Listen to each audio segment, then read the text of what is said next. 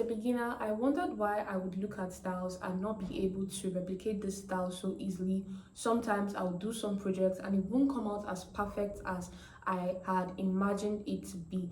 But then I was able to move far from that point when I was able to identify the problem. So in this video, I'm going to be sharing with you things that I did to learn fast as a beginner and the mistakes I made as a beginner so you don't make them, and if you're in the same position that I was, you can move forward. So like this video and let's get right into it. First on my list is sewing the same styles repeatedly.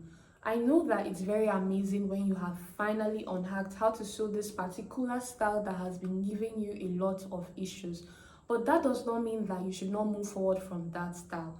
Personally, I would always sew a basic sleeve. Look, as a beginner, when you want to improve, you have to try out different styles. If you're sewing this dress and you're sewing it with a basic sleeve, your next dress should not have a basic sleeve. Probably should have a slip sleeve, you should have a puff sleeve, or any other kind of sleeve. Same with the dress. I was a partaker of this. Whenever I finally learned how to sew something, I would not sew any other thing but that style because I was scared of risking it. I was scared to explore or experiment. I would be like, oh, let me not spoil my material. This one that I know, let me do it. And that really hindered me from learning other styles. So when I identified this, I moved forward from that point.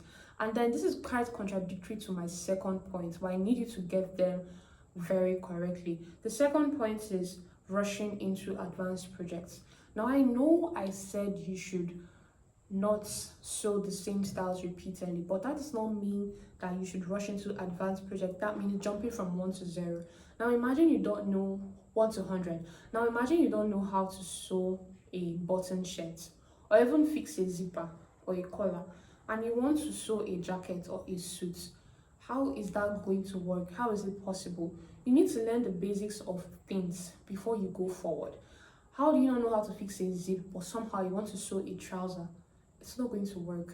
So you need to sew and go gradually. You can't go from 1 to 100. Don't rush into advanced projects. And also the fear of asking questions. When you make mistakes, ask questions.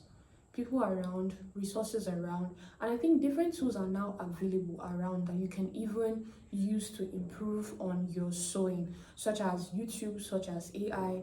You can ask questions where you find difficult or challenging. You can also talk to people who have made that style before in your field. Interact with the comment section of different tailoring channels. You can join different sewing communities. This would help you as a beginner. Next is overbuying fabrics. As a beginner, do not rush into buying fabrics that you do not quite understand their dynamics yet. You have to crawl before you walk. I think that's how they say it. You have to crawl before you walk. You don't go and rush into buying organza when you cannot handle something as little as Duchess or crepe. You need to start little by little. And then this one, it's personally for me, I hated patterns. I don't know why. I don't know if anybody else feels the same way, but where I learned how to sew first, we didn't really draft patterns. We are all about cutting directly on the material. But then pattern drafting is good. Pattern drafting is not there to make you spend more money on getting pattern papers or probably delay you, which was what I saw it as. Pattern drafting is just a way for you to picture what you've already envisioned to sew. I hope I'm making sense. So when I draft out a pattern, I can easily identify the mistakes on the pattern now instead of going directly into cutting out on my fabric. But it wasn't like that for me before. Before, I did not like anything that had to do with pattern drafting. I don't like the whole division, the whole this, the whole that. But trust me that if you're somebody that was like me and you don't like patterns yet, please find yourself a pattern paper and a pattern master, and you bless the day that you did so. And I think I've already mentioned this, but I'll mention this again, and it is keeping basic skills.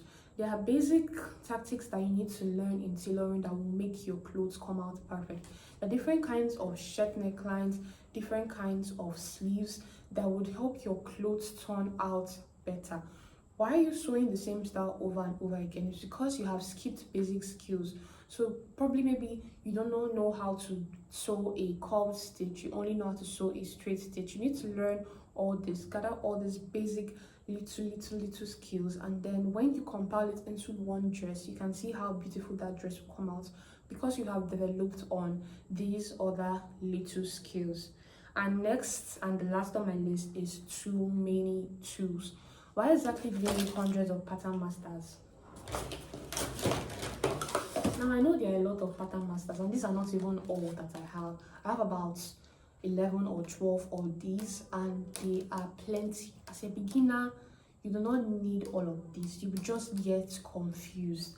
You just need about one. This personally is my favorite pattern master because it has a straight curve, it has a straight edge, it has curves, which is all that I need to make my patterns come out as I want in most cases, not in all cases, in most cases. So as a beginner, you do not need to work with many tools or probably many resources to get a pattern or a cloth that would come out as you want it to be. The little goes a long way. So sewing isn't just about going from 1 to 100, it's about going from the little to the bigger parts. It just comes in naturally. You just observe that suddenly you can do something that you do not even know you can do.